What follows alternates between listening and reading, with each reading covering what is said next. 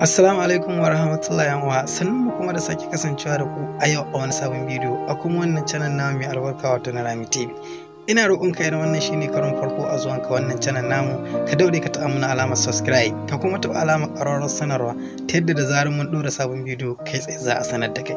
A yau na zo ma da wani bidiyo mai matuƙar amfani kuma wanda zai taimake ka ƙwarai da gaske wurin ba wayarka ingantacciyar kariya ko kuma in ce ingantacciyar tsaro tare da kuma burge abokan ka waɗanda kake tare da su.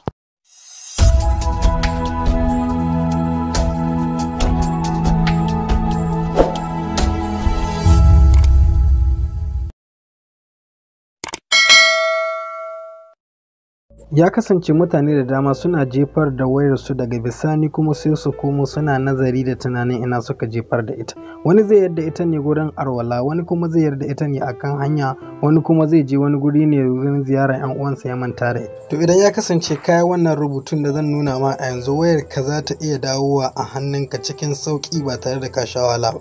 Ta yadda dukkan wanda ya ɗauki wayar ka zai karanta wannan labarin da ka rubuta a fuskar wayar ka kamar haka yadda kake gani a wannan. Yana ganin wannan rubutun zai kira number da ya ga ka rubuta akan sikirin, wataƙila number ɗan uwanka ce ko kuma yar uwarka ko dai wani wanda yake kusa da kai a koda yau. Yadda za ka yi wannan abu ne mai matuƙar sauƙi. Wayar ka kawai za ka buɗe sai ka shiga wannan alama da kake gani wato settings. Bayan ka shigo alamar settings sai ka ɗan jawo ƙasa kaɗan na wayar ka.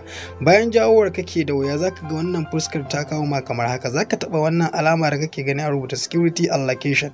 Bayan taɓa security allocation kawai wannan fuskar za ta kawo ka. Tana kawo ka sai ka taɓa wannan alama da kake gani an yi ta mai kamar settings. Bayan ka taba wannan fuskar za ta kawo ka, ma'ana za ka taba wannan wurin da ka gani lock screen and message.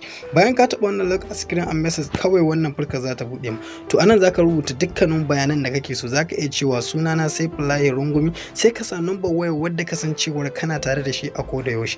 Bayan ka ci gama kammala bayananka kamar haka kamar yadda kake gani. Bayan ka gama saka information ɗinka kamar ni yanzu ka ga na saka information ɗina, za ka taba wannan alama ta save. Bayan ka taba wannan alama ta save, to daga yanzu dan uwa wannan abin da ka riga ka rubuta zai rika fitowa akan screen din wayarka kamar misali kamar yadda kake gani a haka muka rubuta kuma gashi yazo. Zaka iya taba screen din wayarka a yanzu ko na ce zaka iya taba power wayarka domin tabbatar da abin da muka koyar da kai idan haka ne. Bayan haka dan uwa shawarar da zan baka anan shine duk number da zaka saka ta kasance ba a cikin wayar take, ta yadda duk lokacin da aka kira wannan number zaka iya dagawa ko kuma wanda shi ka sanya number shi zai iya daga.